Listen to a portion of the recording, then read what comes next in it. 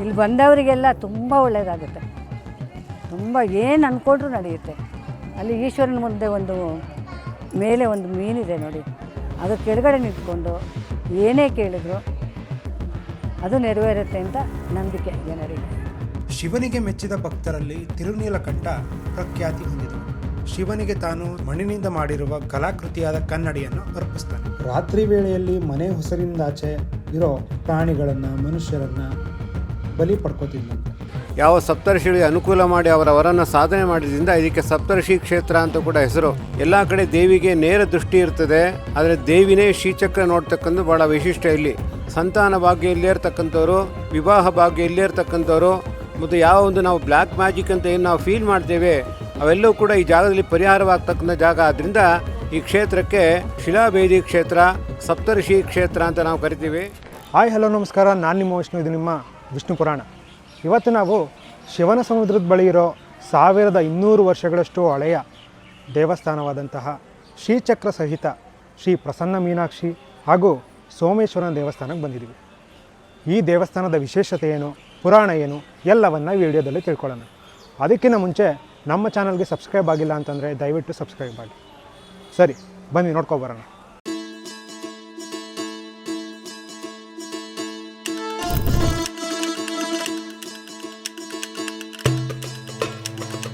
ಇದು ಕರ್ನಾಟಕ ರಾಜ್ಯದ ಚಾಮರಾಜನಗರ ಜಿಲ್ಲೆ ಸತ್ಯಗಾಲ ಎಂಬ ಗ್ರಾಮದಲ್ಲಿ ಪವಿತ್ರ ಕಾವೇರಿ ನದಿಯ ತೀರಕ್ಕೆ ಸಮೀಪದಲ್ಲಿದೆ. ಶಿವನ ಸಮುದ್ರ ಜಲಪಾತದಿಂದ ಸ್ವಲ್ಪ ದೂರದಲ್ಲಿರುವ ಈ ದೇವಸ್ಥಾನವು ಭಕ್ತಿ ಮತ್ತು ಪ್ರಕೃತಿಯ ಸಂಗಮದ ಸ್ಥಳವಾಗಿದೆ.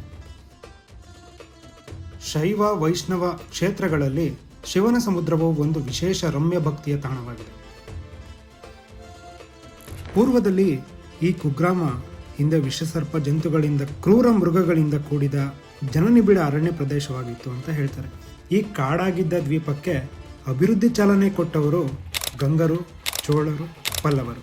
ಹಾಗೆ ಹೊಯ್ಸಳೇಶ್ವರನ ಕಾಲದಲ್ಲಿ ರಾಜ್ಯಭಾರ ಮಾಡುತ್ತಿದ್ದ 12ನೇ ಶತಮಾನದ ವೀರಬಲ್ಲದೇವನು, ಹೀಗೆ ಹಲವಾರು ಮನೆತನದವರು ಈ ಊರನ್ನು ಅಭಿವೃದ್ಧಿ ಪಡಿಸ್ತಾರೆ.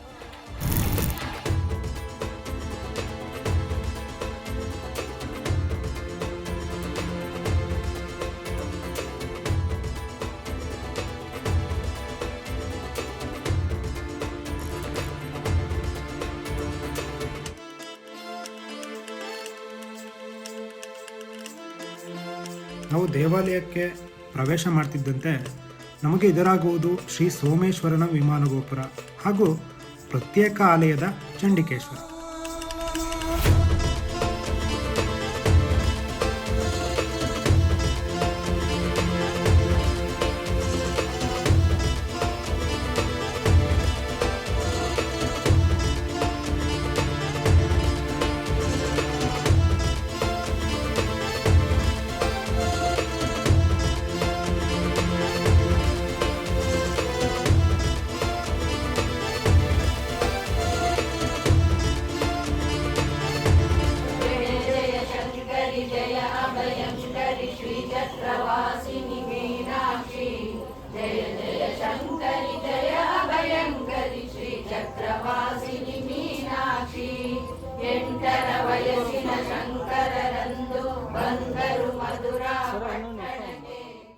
ಈ ಜಾಗಕ್ಕೆ ಶಿವನ ಸಮುದ್ರ ಅಂತ ಹೇಗೆ ಬಂತು ಅನ್ನೋದನ್ನು ತಿಳ್ಕೊಳ್ಳೋಣ.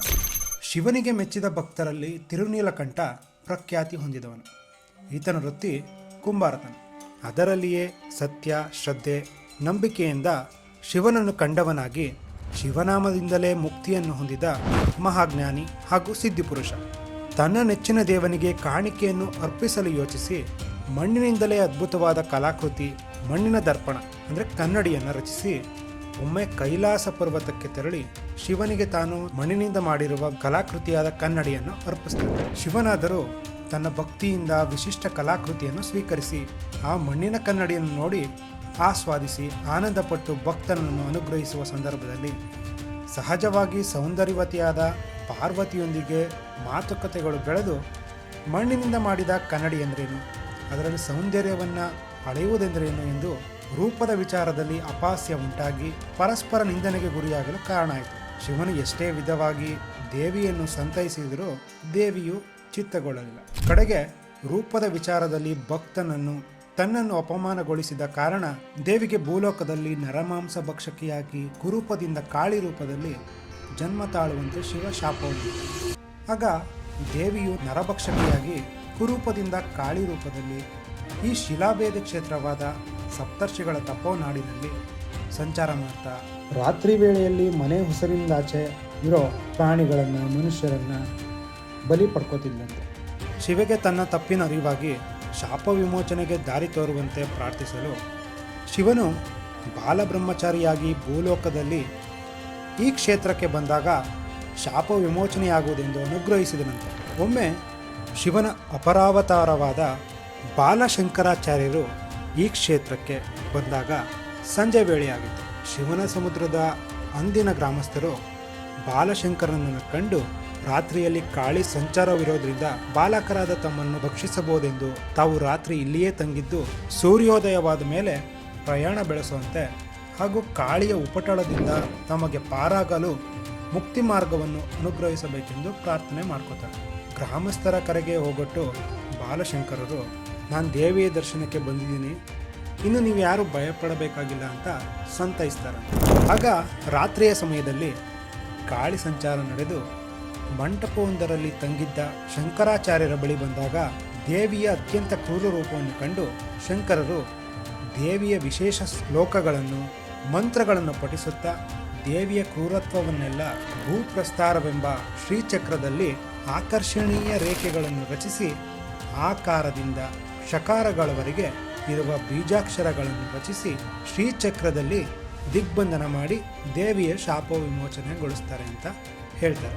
ಇಲ್ಲಿ ಶಿವನಿಂದ ಸಮುದ್ರವಾಗಿ ಸ್ಥಾಪಿತಗೊಂಡ ಶ್ರೀಚಕ್ರ ಕ್ಷೇತ್ರವು ಶಿವ ಮತ್ತು ಶಕ್ತಿಯ ಕೇಂದ್ರವಾಗಿ ಶಿವನ ಸಮುದ್ರ ಎಂದು ಖ್ಯಾತಿ ಪಡೆಯಿತು ಅಂತ ಹೇಳ್ತಾರೆ.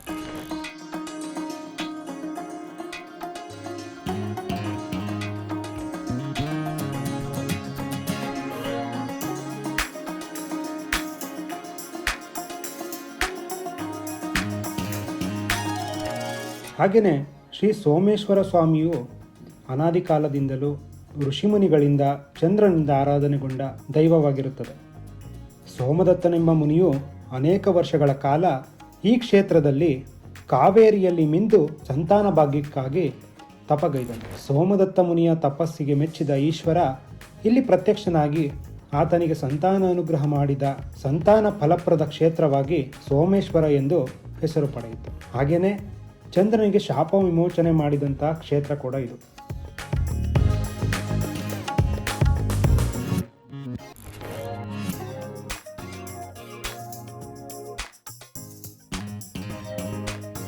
ಹಾಗೆಯೇ ಇಲ್ಲಿ ಶ್ರೀ ಜಗನ್ಮೋಹನ ರಂಗನಾಥ ಸ್ವಾಮಿ ದೇವಾಲಯ ಅಂದರೆ ಮಧ್ಯರಂಗ ಅಂತ ಕರಿತೀವಿ.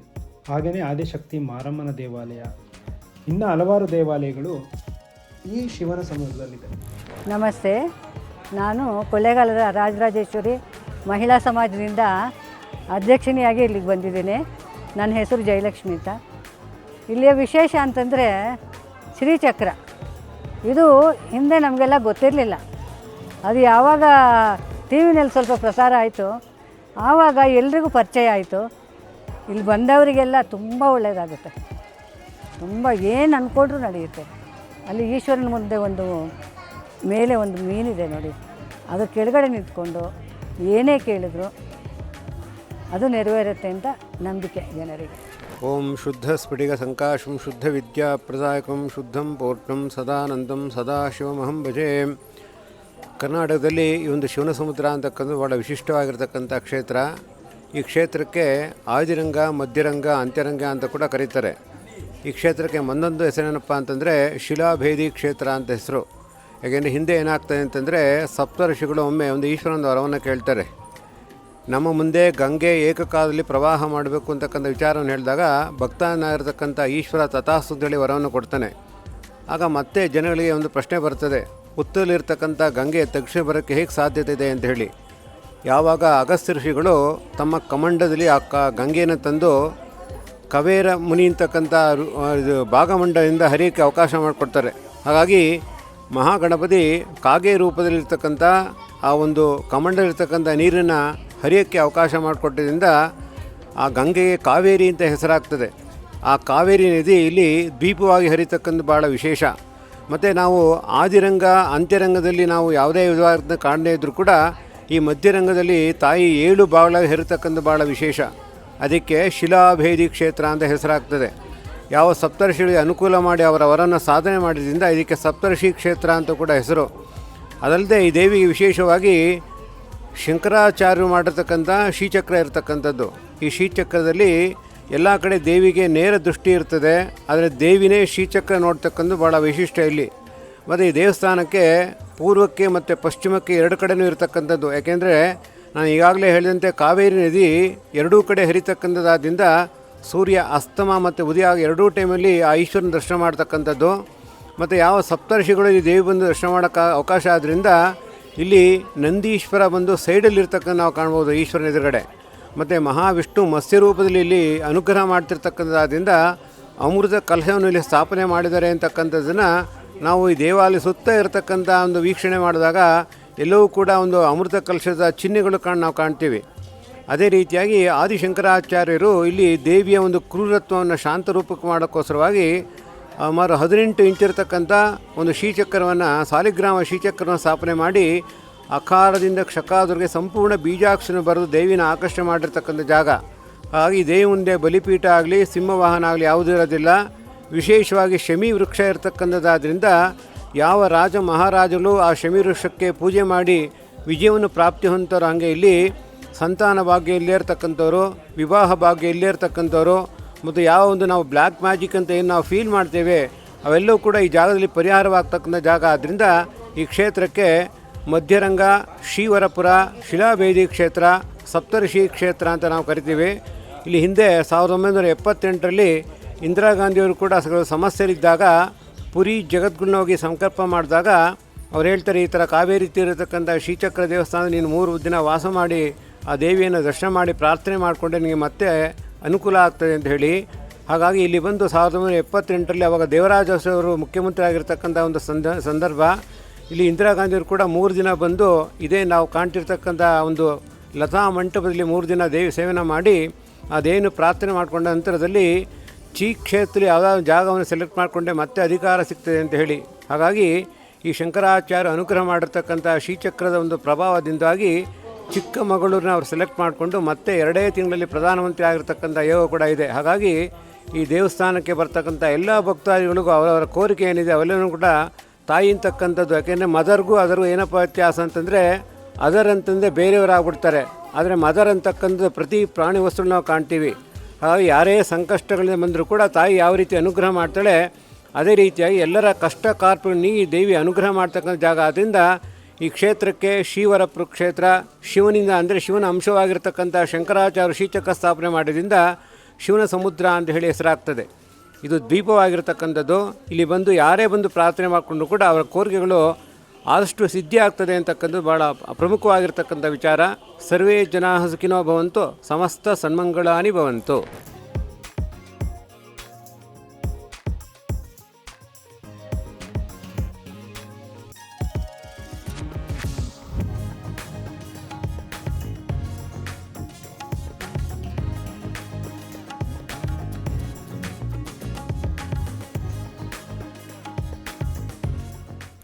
ನೋಡಿದ್ರಲ್ವಾ, ಈ ವಿಡಿಯೋ ನಿಮಗೆ ಇಷ್ಟ ಆಯಿತು ಅಂತ ಅನ್ಕೋತೀನಿ. ಕೊನೆಯದಾಗ ಒಂದು ಮಾತು, ನಾವು ಯಾವುದೇ ದೇವಸ್ಥಾನಕ್ಕೆ ಹೋದರೂ ನಮ್ಮ ಇಷ್ಟ, ನಮ್ಮ ಬೇಡಿಕೆ, ನಮ್ಮ ಕಷ್ಟಗಳನ್ನು ಮಾತ್ರ ದೇವರ ಹತ್ರ ಹೇಳಿ ಬರ್ತೀವಿ. ಆದರೆ ಆ ದೇವಸ್ಥಾನದ ವಿಶೇಷತೆ ಏನು, ಪುರಾಣ ಏನು, ಯಾವುದನ್ನು ತಿಳ್ಕೊಳ್ಳೋಕೆ ಇಷ್ಟಪಡಲ್ಲ. ಇನ್ನು ಮುಂದೆ ಆದರೂ ಯಾವುದೇ ದೇವಸ್ಥಾನಕ್ಕೆ ಹೋದರೂ ವಿಶೇಷತೆ ಏನು ಎಲ್ಲವನ್ನು ತಿಳ್ಕೊಳ್ಳೋಕ್ಕೆ ಪ್ರಯತ್ನ ಪಡಿ ಅಂತ ಕೇಳ್ಕೊತೀನಿ. ನಿಮಗೆ ಈ ವಿಡಿಯೋ ಇಷ್ಟ ಆಗಿದರೆ ಲೈಕ್ ಮಾಡಿ, ಶೇರ್ ಮಾಡಿ, ಹಾಗೆ ಕಮೆಂಟ್ ಮಾಡಿ. ಹಾಗೆ ಪ್ಲಾಸ್ಟಿಕ್ಕನ್ನು ಯೂಸ್ ಮಾಡೋದನ್ನು ಕಡಿಮೆ ಮಾಡಿ ಅಂತ ಕೇಳ್ಕೊತೀನಿ. ಮತ್ತೆ ಇನ್ನೊಂದು ವಿಡಿಯೋ ಜೊತೆ ಮತ್ತೆ ಸಿಗೋಣ. ಎಲ್ಲರಿಗೂ ಒಳ್ಳೆಯದಾಗಲಿ.